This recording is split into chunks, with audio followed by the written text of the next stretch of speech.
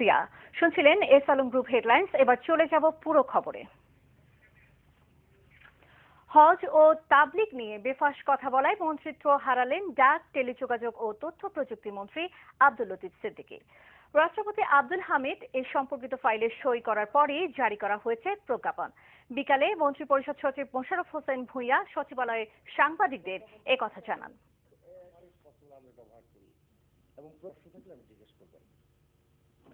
ডাক, টেলিযোগাযোগ ও তথ্য প্রযুক্তি মন্ত্রণালয়ের দায়িত্বে নিয়োজিত মাননীয় মন্ত্রী জনাব আব্দুল লতিফ সিদ্দিকীর মন্ত্রী পদে নিয়োগের অবসান হয়েছে। এই মর্মে মন্ত্রিপরিষদ বিভাগ আজ একটি প্রজ্ঞাপন জারি করেছে। এর আগে মাননীয় প্রধানমন্ত্রী গণপ্রজাতন্ত্রী বাংলাদেশের সংবিধানের ৫৮ অনুচ্ছেদের ২ দফা অনুযায়ী জনাব আব্দুল লতিফ সিদ্দিকীর মন্ত্রী পদে নিয়োগের অবসান ঘটানোর জন্য মহামান্য রাষ্ট্রপতিকে পরামর্শ প্রদান করেন। মাননীয় প্রধানমন্ত্রীর পরামর্শ অনুযায়ী মহামান্য রাষ্ট্রপতি গণপ্রজাতন্ত্রী বাংলাদেশের সংবিধানের ৫৮ অনুচ্ছেদের ১ দফার গ উপদফা অনুসারে জনাব আব্দুল লতিফ সিদ্দিকীর মন্ত্রী পদে নিয়োগের অবসান ঘটানোর নির্দেশ প্রদান করেন। এর আগে বিষয়টি নিয়ে কথা বলতে বঙ্গভবনে রাষ্ট্রপতি মোহাম্মদ আব্দুল হামিদের সঙ্গে দেখা করেন প্রধানমন্ত্রী শেখ হাসিনা। রাষ্ট্রপতির সঙ্গে দেখা করতে দুপুর ২টায় বঙ্গভবনে যান প্রধানমন্ত্রী। তার তথ্য উপদেষ্টা ইকবাল সুবহান চৌধুরী জানিয়েছেন, লতিফ সিদ্দিকীকে মন্ত্রিসভা থেকে সরিয়ে দেওয়ার বিষয়ে রাষ্ট্রপতির সঙ্গে আলোচনা করেছেন প্রধানমন্ত্রী।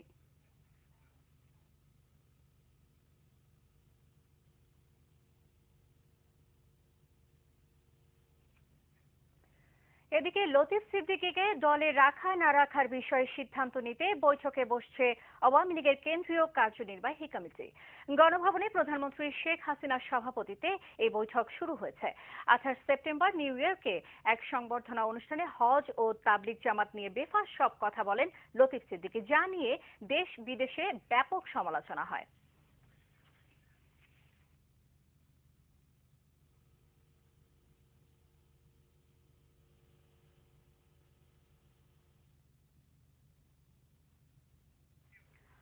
দর্শক, গণভবনে রয়েছেন আমাদের সহকর্মী লাবণ্য ভূঁইয়া। আওয়ামী লীগের কেন্দ্রীয় কার্যনির্বাহী কমিটির বৈঠক সম্পর্কে জানবো তার কাছ থেকে।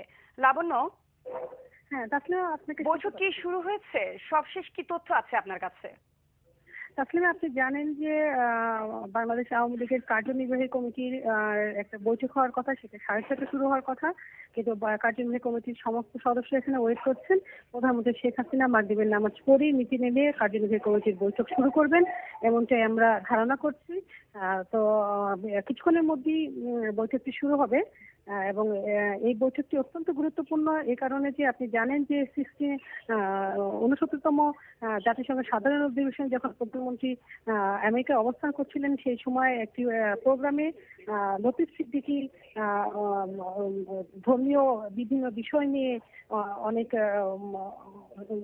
আলোচনা করেন এবং সে বাংলাদেশের ধর্মীয় অনুভূতিতে সেটা আঘাত লাগে এবং ধর্মপ্রাণ মানুষটা এর বিরুদ্ধে সোচ্চার হয় এবং তাদের দাবি ছিল যে লতিফ সিদ্দিকীকে যে কোনো উপায়ে অপসারণ করার। এবং তার পরিপ্রেক্ষিতেই আজকে আপনি জানেন যে প্রজ্ঞাপন জারি হয়েছে, লতিফ সিদ্দিকী এখন আর মন্ত্রী পরিষদে নেই এবং আমরা ধারণা করছি যে কার্যনির্বাহী কমিটির বৈঠকে কিছুক্ষণের মধ্যে যে বৈঠকটি শুরু হবে, সেখানে কার্যনির্বাহী কমিটিতে তিনি যে সদস্য আছেন সেখান থেকেও তাকে হয়তো বা সরিয়ে দেওয়া হবে, এমনটাই আমরা শুনতে পাচ্ছি। তবে সবশেষ আমরা বলতে পারবো বৈঠকের শেষে যখন আমাদেরকে দল থেকে আনুষ্ঠানিকভাবে কোনো ঘোষণা জানাবে, তখনই আমরা সঠিকভাবে আসলে বলতে পারবো যে তার সম্পর্কে দল কি সিদ্ধান্ত নিচ্ছে। তবে এই পর্যন্ত আমরা যেটা জানতে পেরেছি যে লতিফ সিদ্দিকীর ব্যাপারে দল খুব কঠোর এবং তাকে কার্যনির্বাহী কমিটির সদস্য থেকেও বহিষ্কার করা হবে। জি লাবণ্য, আপনাকে ধন্যবাদ। দর্শক, আমরা তখন কথা বলছিলাম গণভবনে আওয়ামী লীগের কেন্দ্রীয় কার্যনির্বাহী কমিটির বৈঠকের খবর জানাচ্ছিলেন আমাদের সহকর্মী লাবণ্য ভূঁইয়া। সাধারণ মানুষের ভাবনা নিয়ে এবারে আমাদের নিয়মিত আয়োজন আমজনতা, জানাচ্ছেন ফাতাউদ্দিন সজন।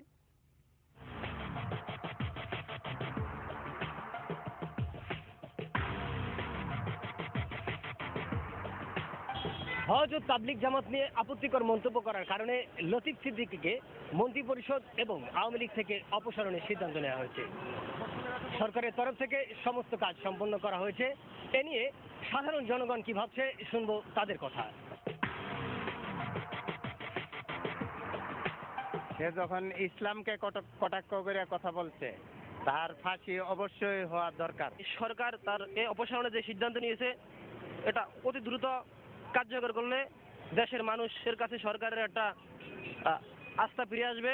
মানুষ যেন এই ধরনের সাহস না করে, মৃত্যুদণ্ড ছাড়া আমার মনে হয় না এই ধরনের এটা কোনো আর অন্য কোনো শাস্তি হতে পারে। তাকে মন্ত্রী পরিষদ কেন, মন্ত্রী পরিষদকে বরখাস্ত করা হবে, পাশাপাশি উপযুক্ত দৃষ্টান্তমূলক ইসলামে যেভাবে শাস্তি প্রয়োজন করে আলেম ওলামা যেটা সাপোর্ট করে সেভাবেই তাকে শাস্তি করা প্রয়োজন। তাকে কোনো রাজনীতিবিদ হিসেবে এটা মনে করাই ঠিক না। সরকার তার নিজের ভাবমূর্তি ঠিক রাখার জন্য সঠিক পদক্ষেপ নিয়েছে, এটা আমি যুক্তিসঙ্গত মনে করি। ইসলাম সম্বন্ধে যে সে খারাপ মন্তব্য করেছে এবং হজ সম্বন্ধে খারাপ মন্তব্য করেছে তাকে ফাঁসির কাস্টতে ঝুলানো উচিত।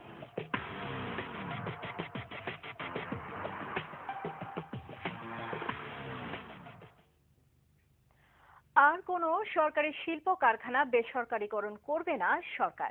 আজ এ সংক্রান্ত নির্দেশনা দিয়েছেন প্রধানমন্ত্রী শেখ হাসিনা।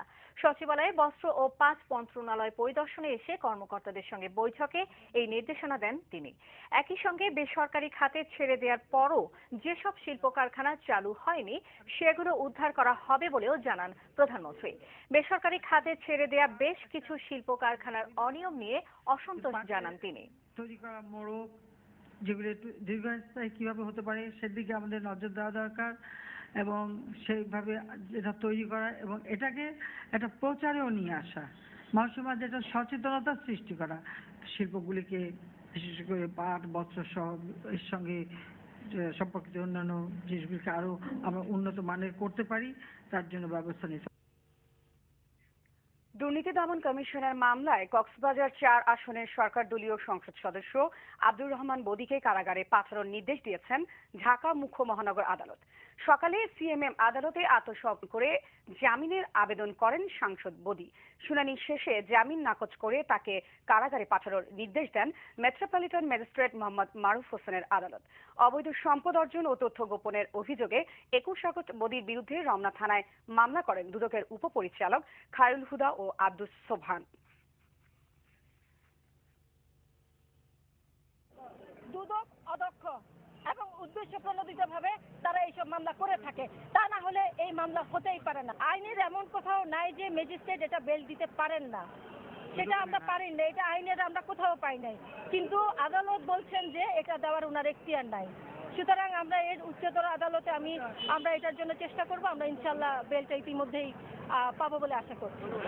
দুর্নীতি দমন কমিশন পুঙ্খানুপুঙ্খ রূপে পরীক্ষা করবে এই সম্পদের গন্তব্য কোথায়, এই সম্পদের উৎপত্তি কোথায়। এর জন্য আমরা বিজ্ঞ আদালতে নিবেদন করেছি মাননীয় সংসদ সদস্য যেন আব্দুর রহমান বদি সাহেবের জামিন বাতিল পূর্বক তাকে জেল কাস্টডিতে নেওয়ার জন্য আমরা আবেদন করেছি। বিজ্ঞ আদালত উভয় পক্ষে শুনানি আনতে এই আদেশ প্রদান করেছেন, অর্থাৎ এই আসামিকে জেল কাস্টডিতে প্রেরণ করেছে। এদিকে সংসদ সদস্য আব্দুর রহমান বদিকে কারাগারে পাঠানোর প্রতিবাদে কক্সবাজারে বিক্ষোভ করেছে স্থানীয় আওয়ামী লীগ নেতাকর্মীরা। দুপুর থেকে কোটবাজার, উখিয়া সদর স্টেশন, বালুখালী, পালংখালী, হোয়াইকং, নয়াবাজার, মিনাবাজার, টেকনাফ সদর স্টেশন সহ বিভিন্ন পয়েন্টে টায়ার জ্বালিয়ে বিক্ষোভ করে তারা। এতে কক্সবাজার টেকনাফ সড়কে যান চলাচল বন্ধ হয়ে যায়।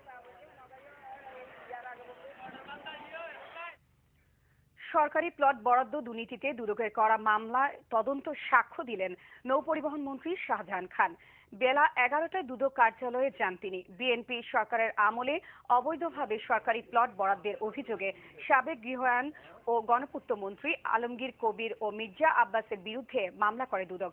তাদের বিরুদ্ধে নৌপরিবহন মন্ত্রী শাহজাহান খানের পরিচালনাধীন ঝিলমিল বহুমুখী সমবায় সমিতির প্রাপ্য প্লট বাতিল করে ঢাকা সাংবাদিক সমিতির 280 জন কথিত সাংবাদিককে সম্পূর্ণ অবৈধভাবে প্লট দেওয়ার অভিযোগ ওঠে। তিনি পূর্ত মন্ত্রণালয়কে দেখেছিলেন, কিন্তু ওখানে যেটা দেখা যায় সেটা হলো যে আবেদনকারী কিন্তু কেউ নয়। আবেদনকারী হলেন ওই প্রতিমন্ত্রী আলমগীর কবির সাহেব। তো একটা বিধির বাইরেই, বিধিসম্মত নয় বিধায়ী আমরা সেইটাকে মনে করি যে এটা খুব অন্যায় কাজ করেছে, বিধি বহির্ভূত কাজ করেছে। বিমানবন্দর থেকে ঢাকা চট্টগ্রাম মহাসড়কের কুতুবখালী পর্যন্ত এলিভেটেড এক্সপ্রেসওয়ের নির্মাণ কাজ এই মাসের শেষে শুরু হবে। সচিবালয় সংবাদ সম্মেলনে এই কথা জানালেন সড়ক পরিবহন ও সেতুমন্ত্রী ওবায়দুল কাদের।